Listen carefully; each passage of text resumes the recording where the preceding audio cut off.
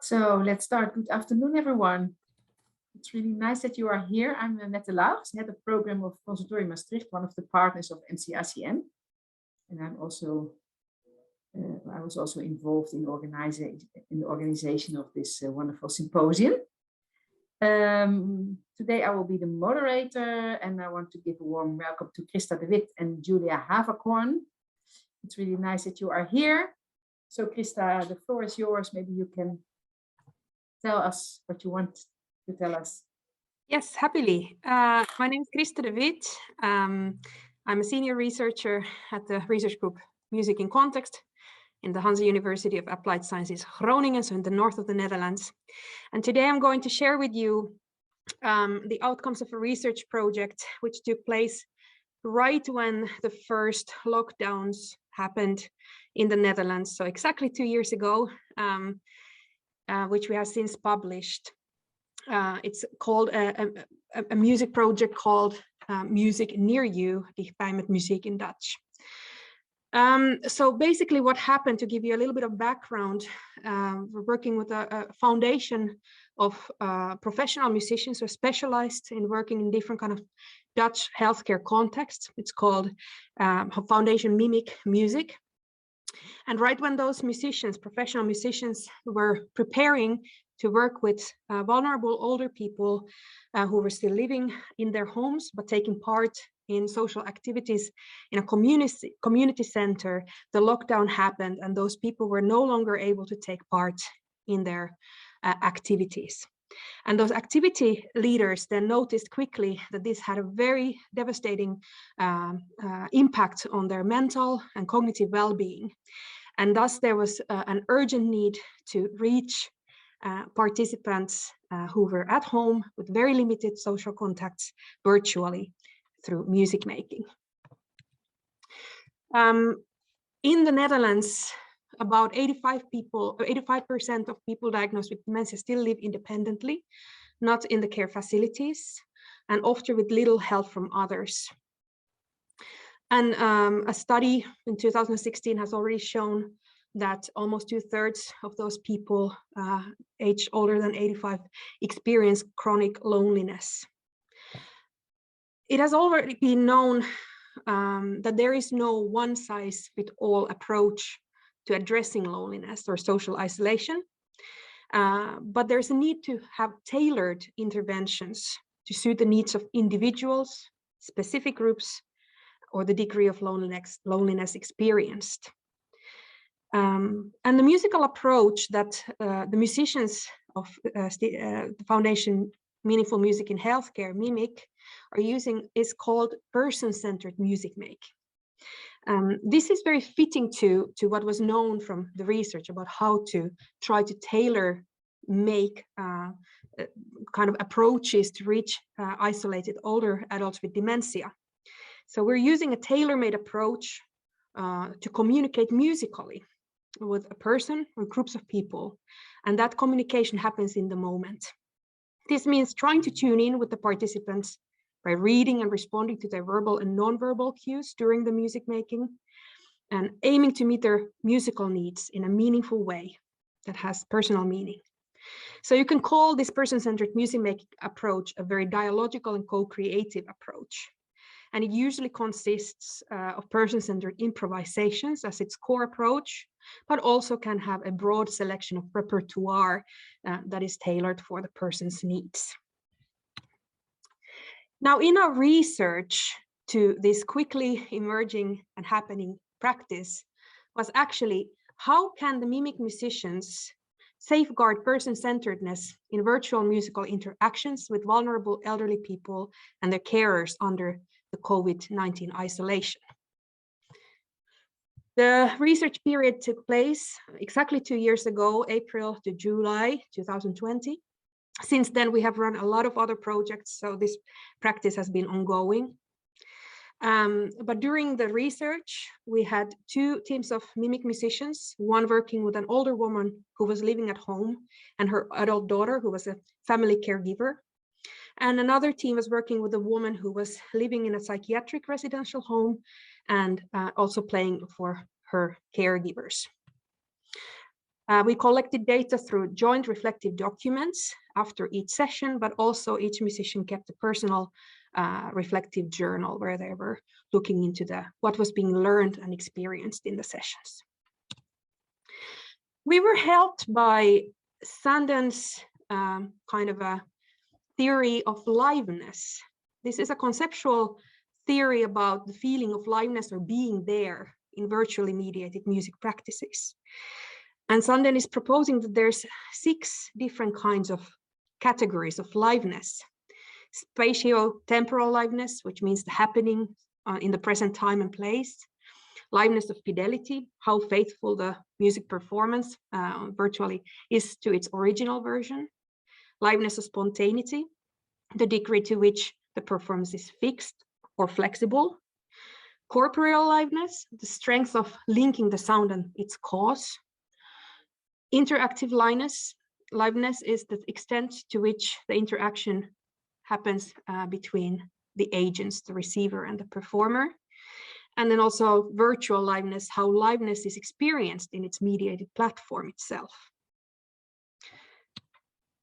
We made a thematic analysis through which we identified 3 main categories. Those were the musical approach itself, the social and virtual space and how to create that, and then the musician's self-development in this practice. I'd like to guide you through those findings now. So first of all, very importantly, the technical demands needed to be addressed. And therefore, the musicians held tryouts, the 2 teams together to each other, where they were trying out different platforms. They were trying out different musical approaches. For example, they found out that they should avoid having polyphonic music and rather keep the music very simple, shared with 2 musicians. Because otherwise there could be distortion of the sound and losing some of the lines. So very much about melody and accompaniment-based music. They also tested different frequencies, especially with the higher frequency music instruments such as the violin. They learned to kind of keep the music closer to a medium register. They also were trying to create the musician's pace for visual clarity and interest, how it would look for the participants and how it would be experienced when somebody has dementia. They quickly learned that they were very dependent on the internet connection and also the quality of equipment in the receiving end. And this remained to be a challenge throughout this research project. The musical strategies that were developed were mainly 3 different kinds. They were so-called musical gifts. And these were pieces of repertoire that were selected and arranged by the musicians specifically for the participants, with the participants' requests and kind of personal qualities in mind. This could be either improvised or repertoire. Then there were requests which came from the participants. We had a woman who was very much in the lead. It was very clear what she wanted to hear, what music spoke to her. So then the musicians could also arrange and play those pieces. And then we had, of course, the person-centered improvisations, which were co-created in the moment. They could be inspired by something that participants would tell or show, or the space that they were in, or artistic objects such as paintings or flowers or the view outside of their home. So co-creation was a very important element. In terms of the social and virtual space, we discovered that there was indeed lots of this spatio-temporal liveness. So the space where the person was could serve as a lot of inspiration for the musical dialogue, and also where the musicians were. We discovered that it really made a big difference how the space of the musicians was curated. Sometimes if everything was very much black and white, we had one participant who was very confused about that. So we understood that it's important to also have color. Interactive liveness was visible between, for example, the woman and her daughter, how they could share the music together. This led to this kind of feeling of relating to each other and feeling virtual togetherness. But also liveness of spontaneity was very important here, because person-centered music making offered a flexible frame for the musical conversation and musical dialogue, which then in fact allowed more organically emerging rituals. For example, one of the participants would start reading a poem for the musicians after each session. So there started to emerge rituals that were typical for that session and that participant.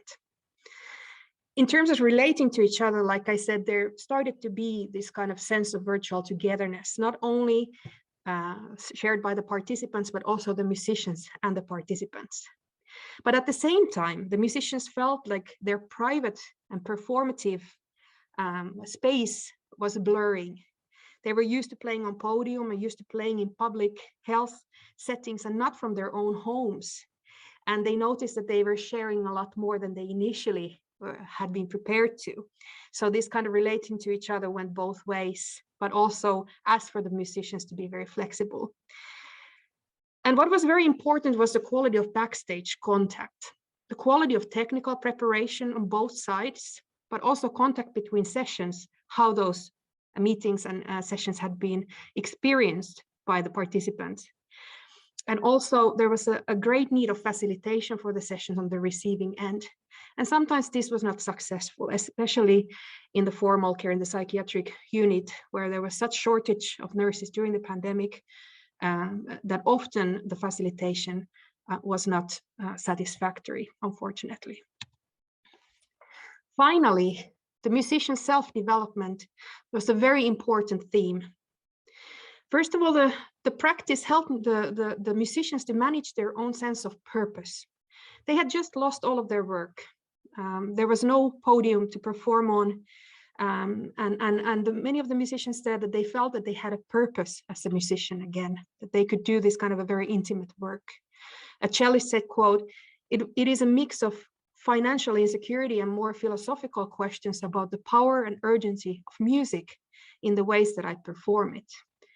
This dent in self-esteem, so not being able to work, came at the same moment as the beginning of this project and provided me with a dangerous cocktail of cynicism and insecurity. Now it seems like the block is being lifted slowly, even though the cynicism and insecurity remain still. But now that I can clearly see the effect of our sessions on the participant and her family.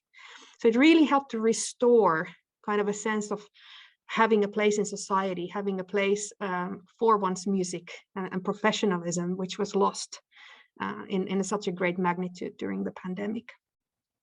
But at the same time, the musicians were also balancing between the limitations, what the virtual music making brought, and the creative freedom and artistic choices that they would otherwise make in a physical project. The musicians especially had to cope with the following challenges: the transmission of sound, being very careful about that, in microphones, all kinds of equipment that would try to minimize the distortion of the sound. There were delays. The virtual eye contact was difficult because when you're looking at the camera, you're actually not looking at the person, but the person will experience you as looking at them. So the kind of like artificial eye contact was different than what they were used to doing in real live sessions.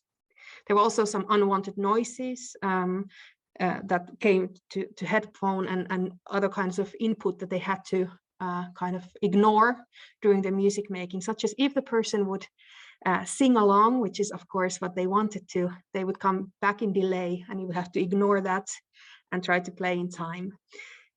But there was a strong sense of seeking growth. So the musicians were very motivated to develop this approach and trying to kind of find an optimal moments of connectivity. And those were especially nurturing for their own sense of purpose as musicians in society. Now, what this means then is that I recommend that there would be more focus on teaching technical and virtual music making skills to musicians in conservatoires, because there's a lot of things to consider that are not really dealt with, although we are now very far already in this virtual musical world. There's also, when working in communities and with partners and stakeholders, the need for backstage contact and facilitation support, from these partners that cannot be understated. And finally, there's an importance of the quality of software and equipment. It's still not optimal, and many places, especially formal care facilities, have very limited funds to have excellent equipment. So that remains a kind of a limitation. But the findings of this research have already fed to the development of other virtual music practices here in the Netherlands, one called Can You Hear Us? And this is indeed connecting to community centra and older people in community centra, as well as a virtual version of meaningful music in healthcare, which are sessions in the hospital wards. So we were able to also bring this concept virtually to reach patients there during the pandemic. Thank you.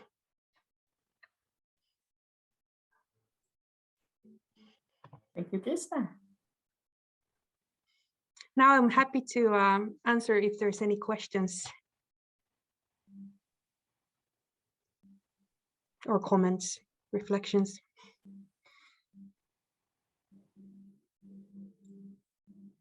I found it very, very interesting. And I was surprised that there are quite a few parallels between our research and what you've done. So I thought it was very, very interesting. Thank you. More questions, Krista? Or if something was too fast, then I'm happy to, tell more about some of those findings. Yeah, so then I have a question. Are you going to use this method for the future? Yes, so for example, especially since the Corona period, it's still not over.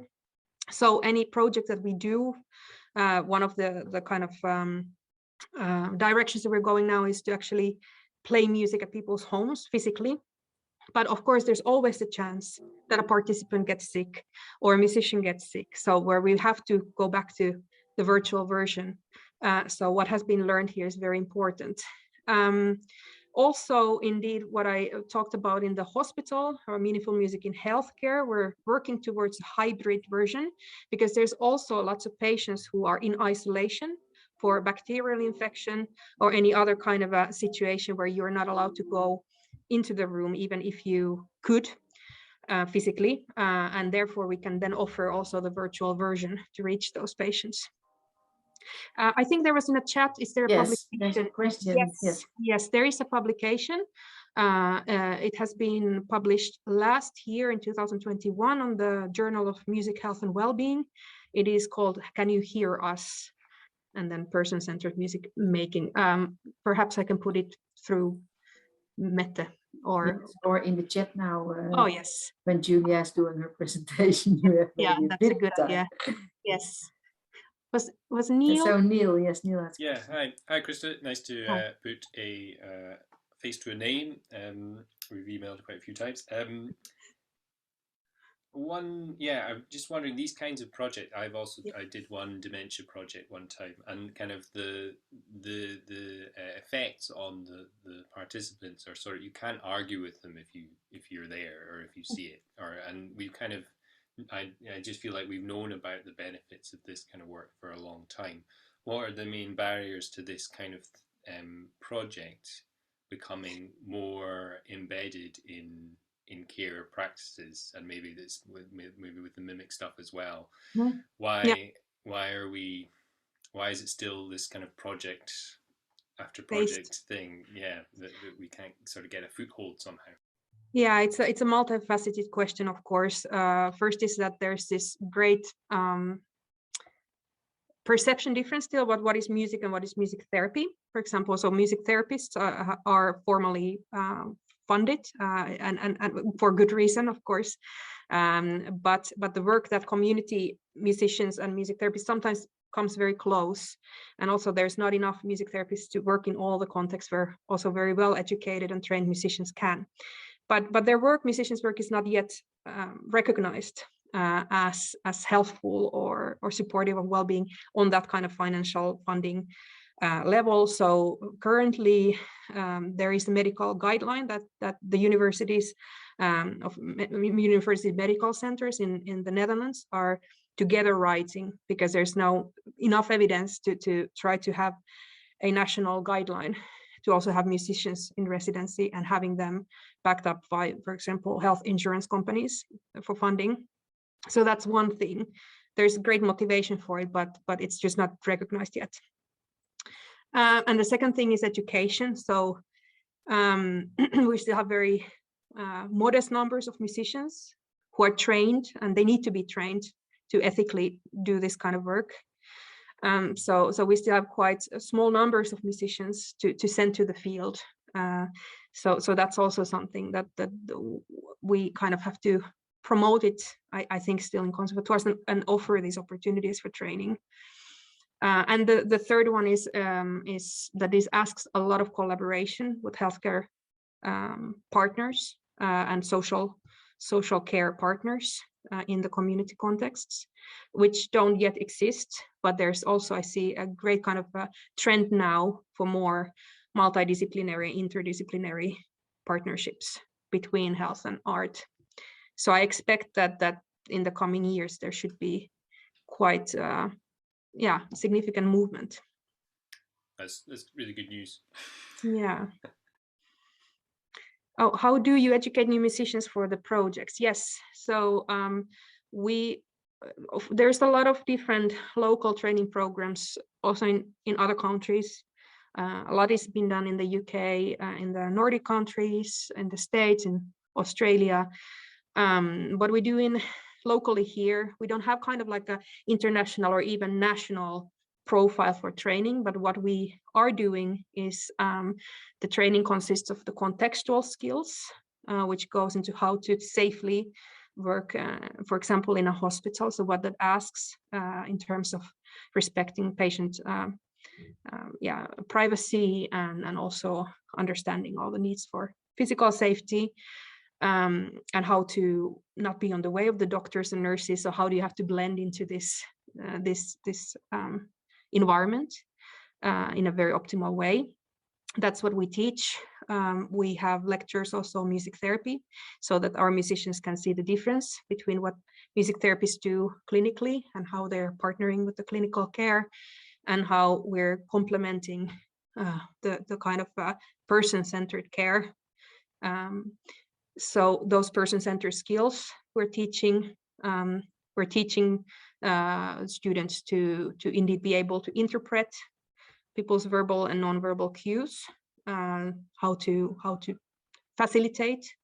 They learn to arrange music themselves. They learn to play as trios by heart. So we never bring sheet music because it would be on the way and blocking also the interaction. They're learning to improvise, and they're learning to play, for example, conducted by somebody. And they're learning to play by a bass line, harmonic loops, which classical musicians don't do as often. So a lot of these skills are kind of new, but not for, sometimes we have jazz students and they're kind of more flexible in that sense, but also for them then playing the classical repertoire might be a little bit challenging. So it becomes this kind of a genre-free way of making music. The ensemble skills are very central. Musical facilitation skills are very central. Yeah.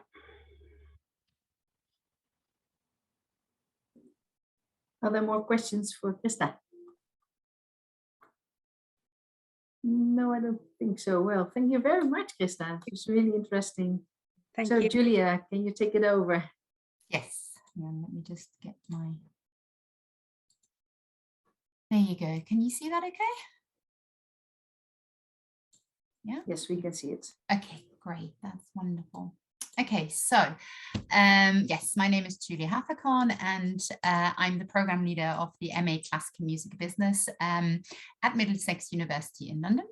And I'm going to talk about a research project which investigated live streaming musical performances. Sorry, I just need to move there you go. So just a little bit of background before we start on the project itself. The project was funded by the Economic and Social Research Council as part of the UK Research Council's rapid response to COVID-19. So it was very much set up in response to the pandemic. in the UK, as elsewhere, there were lockdowns, and the lockdowns meant that there was no live music as the concert halls were closed. And because of that, of course, there was no or very little income for musicians. The aim of our project was to facilitate the process of musicians setting up a live streaming practice, and crucially to then monetize that practice to make up for lost income, at least in part. The outcome of the research project, unusually for a research project, was not an academic paper, was not an academic outcome, but it was a guide for musicians, so quite a practical guide, and it was a 22,000 word report. We had quite a small team, all part-time. It was myself and then my colleague Sam Leek, who's a jazz musician, and Brian Kavanagh over at King's College. It was a very, very short research project, very intense for an academic research project anyway. It was 6 months from October 2020 to April 2021. And the focus was very much on the first year of the pandemic, which in the UK was from mid-March 2020 to mid-March 2021. And it focused on the UK simply because it was funded by the UK research councils. Just in terms of terminology, we investigated live streaming, so actual live streaming, by which I mean when the audience and the performers are in the same virtual space at the same time. So we're not talking about recordings of concerts that are then streamed on platforms like YouTube at a later place. So how did we do this? We set up a large-scale survey, which had quite a lot of open questions, and we conducted a range of interviews with musicians and music industry professionals. The survey was aimed at musicians on the one hand and live music event attenders on the other hand, and we looked at all genres, so not just classical music. There was a high response rate from both classical music performers, so about a third of respondents who were performers were from a classical music background, and also a high rate of response from classical music attenders, so 1 in 5. The survey was then distributed, had been distributed through our project partners, who were the Musicians Union, the Incorporated Society of Musicians, and the Music Venue Trust, which are all national organizations, and also through a range of venues and promoters, and in terms of classical music, the Whitmore Hall, for example, put it to on their mailing list too. Oops, sorry. We had a really good response, especially given the length of the survey. Some people took up to 40 minutes actually replying, or over an hour, in fact. And we had valid responses from 777 musicians and 707 attenders. So what did we actually cover in the report? Well, we looked at musicians' experience of live streaming during the first pandemic year. And we equally looked at what it was like for the audience to watch those first live stream performances during the pandemic year. We investigated what platforms were being used for live streaming concerts. And we also commented on what the benefits and maybe the downsides are of the various platforms that are on offer. We wrote up a technical guide to live streaming. So this is for musicians who are quite keen to try it out, to give it a hand, try out their hand at it. So they can use the report to set up. We then covered copyright and licensing, which is a very, very complex issue, but we summarized it so musicians have a better understanding of what they can and potentially also can't do. We had a big section on emotional engagement during live streaming, and this is where it links up to Krista's research, I think, as well. I'll talk about this more later. Value that is seen in live stream concerts. So not just the monetary value, not just the financial value, but also aesthetic value. How do you generate income through live streaming as a musician? And then lastly, we asked people about what they thought would happen in the future and gave our own view on, gave our own outlook into the future. As we only have 15 minutes, we can't go through all of this. So for today, I'm just going to focus on the 5 main findings we had. I'm just going to go through them one by one. So the first main finding is that live streaming makes live music accessible. There is a large market, and it's a new market, of live music fans that are unable or reluctant to visit concerts in physical venues.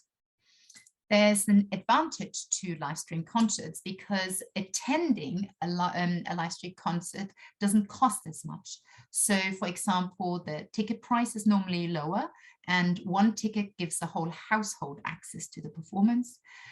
You don't have to spend any money on traveling to the concert. You don't have to pay for interval drinks or for dinner before or after the concert. Also, crucially, you can attend a concert without having to travel.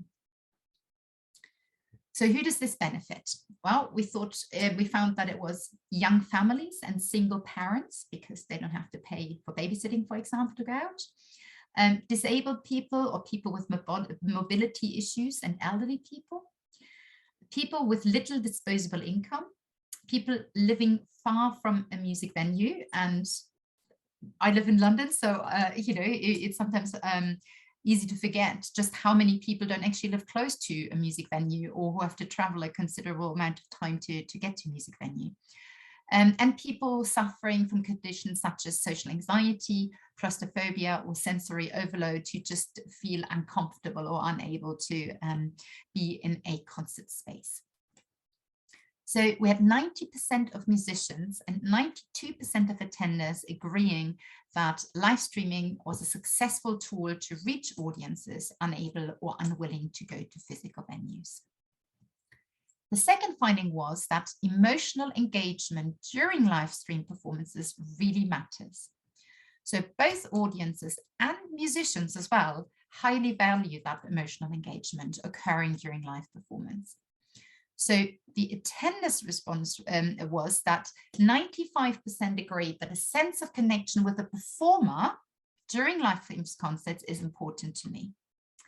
And 94% agreed that performers talking directly to viewers makes me feel connected with them. And then 82% said performers acknowledging my presence in the audience during the live stream, for example, by mentioning me by name or answering questions I've asked, makes me feel connected to them. And I think this is especially interesting in the context of classical or traditional classical music performance in a concert hall, where there is hardly any direct contact with or direct communication with the performer and the audience. Just to continue on the topic of emotional engagement, 68% of attenders also said that seeing other viewers write in the chat, for example, on YouTube, where there's a chat function, it's the same on Instagram or Twitter, there's usually a chat function, in response to the live stream, makes me feel connected with them. So this is the viewer-to-viewer interaction. And crucially, live stream viewers that feel connected to the performers and also to fellow viewers watch more live streams. So this is quite an important finding for organizations. Interestingly, we also found that because of the chat function, there were online audience communities forming around regularly live streaming musicians or regularly streaming organizations across all genres. So those were people who would get to know each other on the chat and you know, become more and more familiar the longer the lockdown went on. And even more interestingly, I thought, was that those communities can then move on to additional platforms. So for example, WhatsApp or Discord to communicate outside of the live stream watching activity. So all of the, not all of them, but you know, like many of the regular viewers then moved and formed their community and started a whole kind of life of their own. The third finding, audiences are willing to pay, which might be surprising, but 72% of attenders and 74% of musicians agree that live stream performances should be paid for. So tickets to live stream performance, however, are seen as less valuable than tickets to performances in physical venues, which is interesting, especially given what I mentioned earlier, that when you buy a ticket to a live stream performance, you get access for your whole household, not just for one person. 62% of attenders said that the cost of the paywall, so where you have a barrier and you can't see the live stream unless you pay first, is actually not a barrier, that they would be quite happy to pay. But we also found that there was a willingness to pay for particular live streams, and those are live streams of good audio and video quality. And this comes down as to, especially at the beginning of the pandemic, in the lockdown, musicians often didn't have the right equipment. So it could be, there was a huge variation in terms of audio and video quality. They were also willing to pay for live streams from locations that would otherwise be out of reach. You know, for example, if it was in a venue that they wouldn't normally be able to travel to. And that made viewers feel more connected with the performer and other viewers. Again, this is something for the classical music world. It can't all be good news. The fourth main finding was that musicians were dissatisfied with income. So musicians' biggest concern was that not being able to earn enough income to make live streaming worth their while. And this is the crucial phrase here, the worth their while, because this is about investment versus income.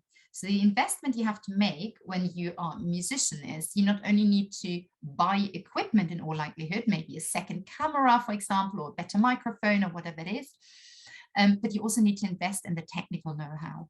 So how do you actually live stream? What is the best way to do it? How do you need to set up, and so on and so forth. So what they were saying is that the amount they put in terms of money and energy wasn't quite worth it compared for the money that they then made back. But this is, as I said, especially during the first year of the pandemic. So musicians with a large following were, of course, able to monetize the live stream concerts quite easily through ticket sales, because they had that regular following who were very happy to jump online to see the beloved artist who they had followed for a long time. But the majority of participating musicians were sort of like your rank and file musicians, you know, who were full-time musicians, most of them, but, you know, they didn't have a large following. And those musicians were dissatisfied with the income that they generated through live streaming during that first pandemic year. So it should be said that live streaming does have the potential to generate income for musicians, but at least initially when you start out, it is an additional rather than a main income source. And I would say that this is because it is a different market, as I said earlier, and you need to grow your audience in that market. The last finding is that live streaming is here to stay. So 68% of attenders and 60% of musicians agreed that once venues are safely open again, live streaming will be a significant part of the music sector's landscape. And this is also seems to be supported by industry. So Live Nation, who you might be familiar with, it's the biggest promoter in the world, active in practically any country in the world. They bought the live streaming company Veeps in January 2021, so less than a year after the pandemic had started. And they also furnished over 60 of their US music venues with live streaming equipment. So one of the biggest company has really bought into live streaming. Success, there was also a lot of agreement from the survey that live streaming was a successful tool for reaching new audiences from geographical locations that the artist has not toured to. So for example, if you are in France and you follow a musician from Singapore, you know, it's a great tool for actually engaging with that artist. And then, as we already said, it's also a great tool for reaching new audiences that are reluctant and unable to visit physical venues. there are many questions about the role of live streaming within music sector's ecosystem. So the question is it going to be promotional, where you just do a little bit of a teaser? Are people going to use the Twitch subscription model where you pay a monthly fee? Is it going to be hybrid, where live streams come from the concert that is actually put on in the concert hall and has an audience in the hall? Or will it be something like monetized special events, where when an artist has an album launch, for example, or special occasion, and they make the live stream accessible then? To finish up, I just wanted to give 2 examples from the pandemic of organizations that were very active in terms of live streaming in the UK. So one is a smaller organization which was called Opera Live at Home. And that was set up by an ex-opera singer, and they were opera recitals live streamed from artists' homes or their venue of choice. And interestingly, it was followed by a short question and answer session with the artists. So this is not something that you normally get in classical music. But it felt people really seemed to value that. And I think the quote is on there: "What a treat to have an opera singer in one's home. We loved the interaction with the singer and accompanist at the end." So in classical music, you don't often get to meet the musician, or you don't have that direct contact. So that's what they're offered in terms of emotional engagement. That was actually monetized. So entry was through ticket purchase. On the other hand, on a larger scale, you had the Whitmore Hall, where concerts were live streamed from the empty concert hall, or after a while it was half empty when it was just social distance. And there the concerts were very much done in the traditional format, where the musician comes onto stage and leaves the stage without talking to the audience or engaging with the audience. So no performer audience interaction. It had a very lively YouTube chat of lots of regular people and lots of regular attenders, and it is also still running now. So Whitmore Hall are still doing quite a few live streams. This is the one on Monday, but they did not monetize, they did not ticket it. So they encouraged people to donate, but they used live streaming for different purposes. And if we have time, we can look at that more. So this is the report, Live Streaming Music in the UK. It can be viewed or downloaded at this website, livestreamingmusic.uk. That's my name and email address if anybody would like to contact me afterwards. And you can also have a look at the classicalmusicbusiness.org website, as we do various publications and a conference as well on the classical music business. And that was it. Thank you, Julia. Thank you very much for the nice presentation. So, are there questions or comments for Julia? I have a question. Oh, you too. Krista, you first. I thought it was interesting indeed, the kind of the following that the musicians have that impacts immediately, that if you have a larger following, existing following, or that you are able to gain a larger following, then it's easier also to monetize. That makes a lot of sense.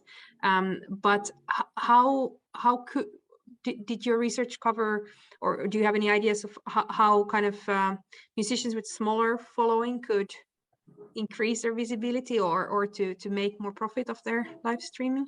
Yeah, no, absolutely. So one of the artists I interviewed was not classical musician, but it doesn't really matter what genre it is. It's they were normally in the real world, they would probably be a wedding band. So they played a lot of covers, but they did incredibly well on Twitch. So the key is that you live stream regularly. You really have to live stream at least once a week over a longer period of time to build up that following, because otherwise you just miss out on it. And it should be a regular slot as well. So that particular band did three live streams a week, and they earned enough for all 3 musicians to live off that. So it is something that you can do. So that they did that on Twitch, where you have a subscription model, but they made enormous amounts of money from people who donated just on the day as well. They played, links up to what you were saying, they played a lot of requests. You know, people could put something in the chat and say, could you play this please? And then they would donate some money. It wouldn't cost anything, or maybe it cost £5 actually. But I think the longevity is really important. So the longer you do it, it is a bit like musicians in the real world tour, you know, a lot. Let's say if you're a popular musician, you do a lot of small venues, you might do your pubs, and then over time the venues get bigger and you build up your following. You have to do the same in online. That's what it is, really.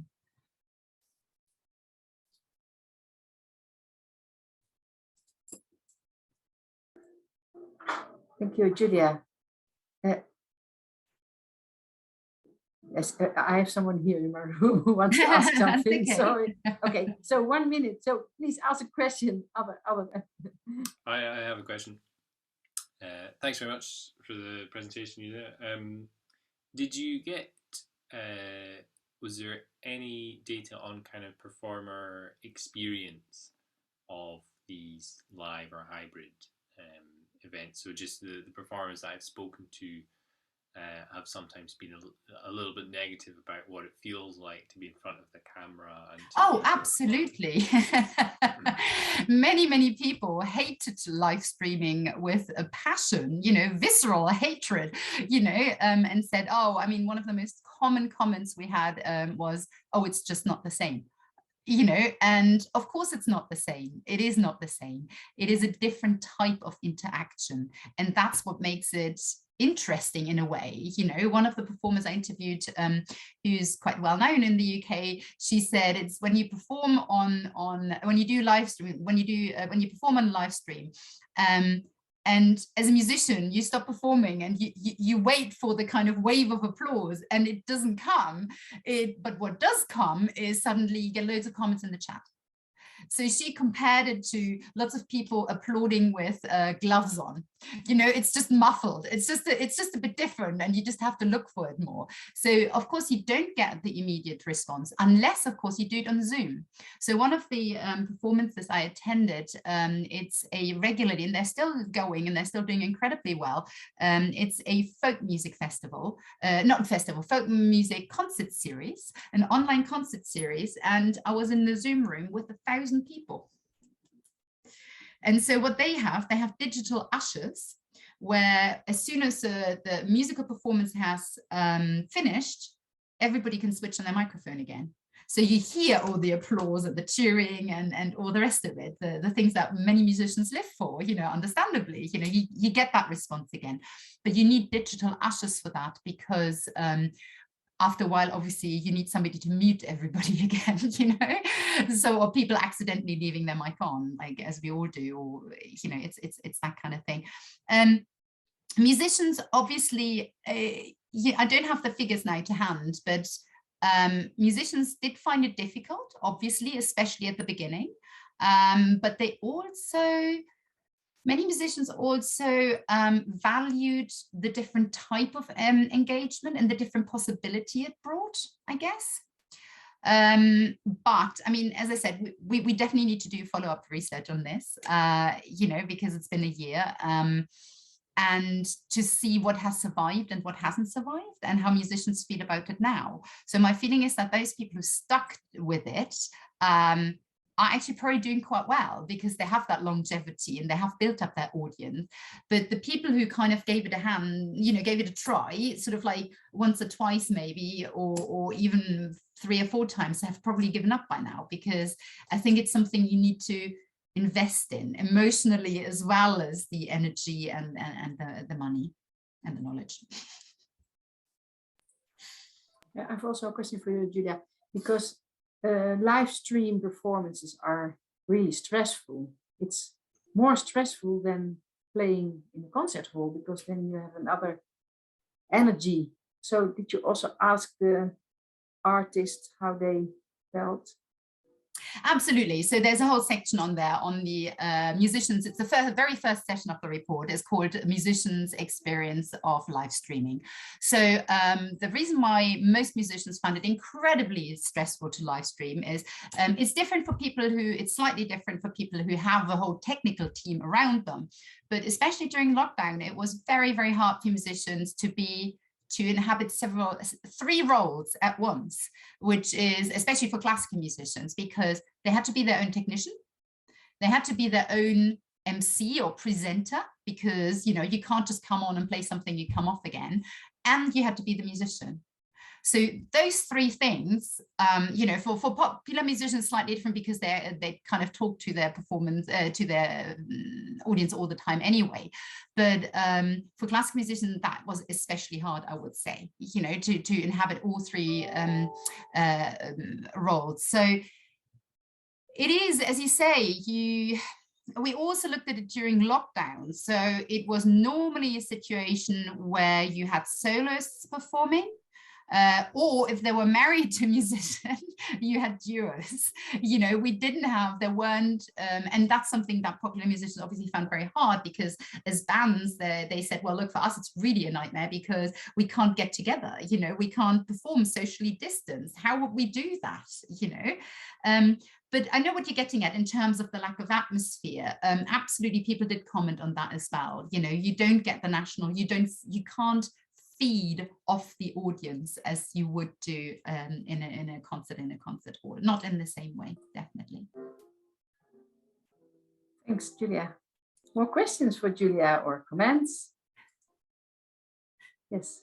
No, yeah, I would like to comment on that. I think here again, then the kind of demands for education is quite clear. Like if already in musicians education, you could be taught more how to handle not only technically but also hosting these virtual live streams and that kind of virtual contact. I think there's a lot that we can now learn from the past 2 years and implement into education to prepare musicians better. Absolutely. And we all need to acknowledge that it is not, what you can't do is, well, personally, I think so, but I think what you shouldn't do is just try and replicate what happens in the concert hall on a live stream. I think it needs an added component. It needs that kind of embedding in context. And it needs more emotional engagement, because you don't have, as Mette said, you don't have that atmosphere in the same room because you're in a virtual room, so you don't have the vibes, as it were. They come through. We ask a question, of the emojis. On I don't know if you use Instagram, but like on some live stream, actually you can do it on Twitter as well. When you press a button and it sends lots of hearts, the musician sees that. That can be quite nice. But of course, for a classical musician paying for, there you go, for a classical musician who's really focused on the, especially when they play from sheet music, that doesn't really work that well either. So it is tricky. But I guess you would do a different type of program as well, or as Krista said, it works much better if you perform off sheet, if you can play by memory. So that it's just a different way of music making, and I think it will continue to develop, because, well, for a start, the pandemic is still around for many people. There's still many people who are still at home, who are clinically vulnerable, who still can't leave very well. And and as Krista said, that's a very good point. It's not just COVID. Other people also can't leave the house for because they're vulnerable for other reasons. So I think it will continue to develop. Maybe not on quite as large a scale as some people thought, but I think it will develop in parallel to live music making in the concert hall. Okay. More to say? No? Well then, thank you very much for being here. I hope to see you tomorrow. And thank you, Krista and Julia, for the wonderful presentation and your answers. And have a nice evening.